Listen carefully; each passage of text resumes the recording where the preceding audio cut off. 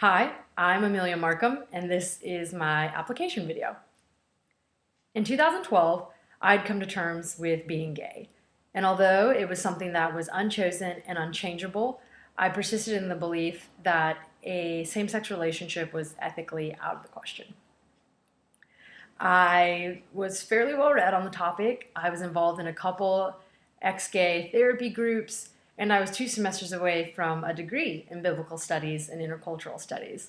I was in the process of applying for candidacy with a missions agency, and I felt very confident about all of my doctrinal positions and the impact they had on my life and the lives of others.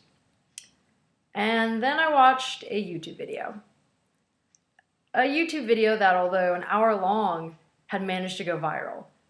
A YouTube video of a very articulate young man presenting an argument for same-sex relationships that, to my surprise, was not in spite of the Bible, but it was actually because of the Bible. Although my initial response to the video was still skeptical and unconvinced, I couldn't deny that I was asking myself new questions about faith and sexuality. New questions that would become that much more pressing as the Chick-fil-A versus the gay debacle would unfold over the summer of 2012. It was something that dominated the headlines, culture war sermons, and made glaringly obvious the devastating impact of the very beliefs I had about my own sexual identity on the lives of so many other people. So I spent the next 9 months applying the exegesis and excursus tools, resources, and principles that I had learned at my university in order to re-examine the relevant passages.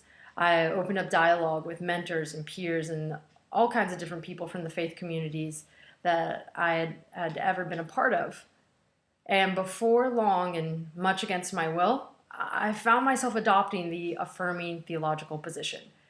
Against my will, because I knew that 3 things would come with that theological shift. 1, the end of the plans I had for my life at the time. 2, the end of much of the fellowship I had with the global Christian community.